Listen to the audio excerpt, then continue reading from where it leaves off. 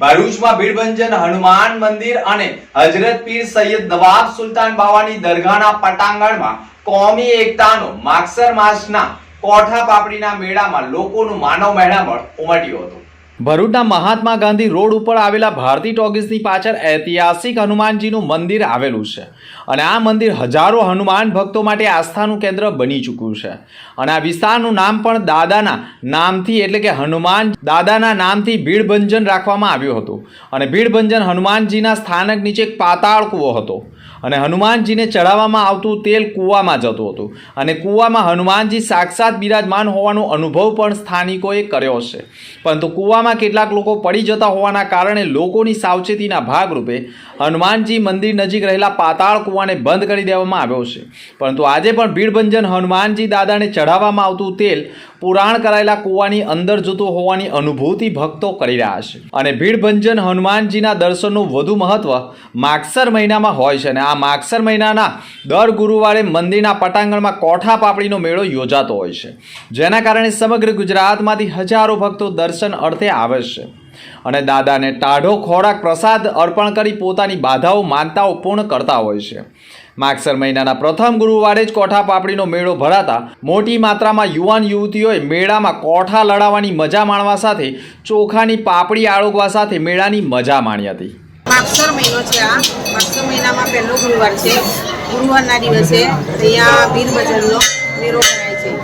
મેળામાં અહીંયા કોમી એકતાનું પણ સારું ચાલે છે। અહીંયા સામે દરગાહ છે અને એની સામે હનુમાન દાદાનું મંદિર છે। અહીંયા જે તેલ ચડાવવામાં આવે છે એ મેન પાટણમાં જાય છે।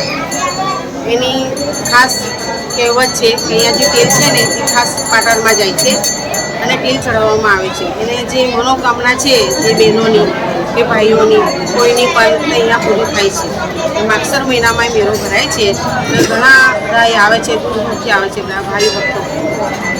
થી આવું છું, મારું નામ સંગીતાબેન છે। અહીંયા અમે વર્ષોથી આવીએ છીએ, ભીડભંજન દાદાના આશીર્વાદ પૂરેપૂરા આપે છે અને અહીંયાનું મહત્વ એટલું બધું છે ભીડભંજન દાદાનું અને એમની કૃપા એટલી બધી છે કે અહીંયા આવનારા દરેક સુખી થઈને રહે છે। અહીંયા ગાડી મંદિર પણ છે હનુમાન દાદાનું અને સામે દરગાહ પણ છે, એટલે કોમી એકતા પણ જોવા મળે છે આપણને અને બંને જગ્યાનું મહત્વ છે, ધાર્મિક રીતે બી બહુ મહત્વ છે અને અમે વર્ષો વર્ષથી દર્શન કરવા આવીએ છીએ। માગસર મહિનાનું શું મહત્વ? કેમ આપણે માગસર મહિનાના દરેક ગુરુવારે અહીંયા ગાડી એનું મહત્વ અને મેળો ભરાય છે અને કોઠાનો અને પાપડીનો મેળો કહેવામાં આવે છે અને અહીંયા દરેક ગુરુવારનું મહત્વ છે। દરેક જણા અહીંયા બાધા જઈને હોય તે લોકો સવારથી આવીને ઉભા કરે છે, અહીંયા ઠંડુ ખાય છે, સાંજે દીવાના દર્શન કરીને પછી જ નીકળે છે અહીંયાથી અને આ રીતે આ ભગવાનનું ભીડભંજન દાદાનું ખૂબ મહત્વ છે। મારું નામ છે ધીરજ સાચિયા। આ ભીડભંજન દાદાનો કઈ વર્ષોથી આ મેળો ભરાય છે। આ અમદાવાદ બરોડાથી એમના તમામ ભક્તો લોકો માગસર મહિનાની અંદર 5 ગુરુવાર હોય કે 4 ગુરુવાર એ અવશ્ય માનતા લઈને જાય આ બાધા છોડાવવા આવે છે। કોઠાને પાપડ તરીકે જ્યાં પહેચાન દાદાએ આપી છે કે મારો મેળો જે ઓળખાશે કે કોઠાને પાપડ લડાશે ને એ પાપડને કોઠા તરીકે આ કોઠાને પાપડનું નામ કહ્યું છે કે ભીડભંજન હનુમાન પાપડીયો મેળો કહેવાય છે। આ દાદાનું એક પહેચાન છે। તમામ ભક્તોને સુરત, અમદાવાદ, બરોડાથી કઈથી દર્શન કરીને હવે માગસર મહિનામાં યાદ રાખે છે, એમની મનોકામના ઈચ્છા પૂરી કરે છે હનુમાન દાદા। આ જે આ પાતાળ કૂવો છે એ પાતાળ કૂવામાંથી કઈ વર્ષોથી લોકોને જૂના માણસોને દર્શન આપ્યા છે। એ પેઢીની પેઢી આ ચાલતી આવી છે। તો આ ભીડભંજન દાદાએ એક નામ આપ્યું ફળિયાનું। આ ફળિયાનું નામ ભીડભંજન હનુમાનનું નામ ફળિયાનું નામ આપ્યું છે ભીડભંજન હનુમાન દાદા। જ્યાંથી મારો મેળો પડખાશે પાપડ મેળો કોઠાથી ઓળખાશે।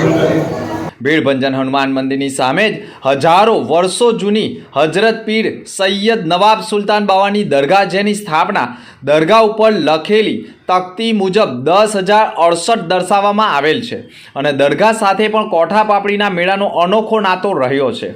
હનુમાનજી દાદાના દર્શન અર્થે આવતા ભક્તો મંદિરમાં મેથીના થેપલા પ્રસાદ રૂપી ધરાવે છે. તે થેપલા હજરત પીર સૈયદ સુલતાન બાવાને પ્રસાદી રૂપે પણ ધરાવવાનો અનેરો મહિમા રહેલો છે. અને આ દરગાહમાં 5-7 મેથીના થેપલા ધરાવવાથી દરેક ભક્તોની મનોકામના પૂર્ણ થતી હોવાની માન્યતાઓ રહી છે.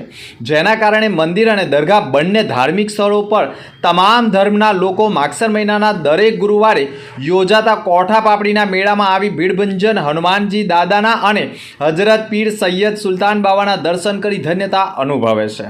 કોઠા પાપડીના મેળામાં તમામ કોમના લોકો પોતાના બાળકોને આ દરગાહમાં ટેકવી રહ્યા છે અને દરગાહમાં ઝાડો પણ નખાવવાથી બાળકો તંદુરસ્ત રહે છે. જેના કારણે તમામ ધર્મના લોકો આ દરગાહમાં દર્શન કરી ધન્યતા અનુભવી રહ્યા છે. અને માગસર મહિનાના પ્રથમ ગુરુવાર દરમિયાન જ કોઠા પાપડીના મેળામાં સમગ્ર ગુજરાતમાંથી ભક્તો કોઠા પાપડીના મેળાનો લાભ લીધો હતો. હજુ પણ આગામી દિવસોમાં માગસર મહિનામાં આવતા દર ગુરુવારે કોઠા પાપડીનો મેળો યોજાનાર છે. मेरा नाम सैयद जाकिर में अब्दुल्ला है. मैं यहाँ का खादी गादी नदी.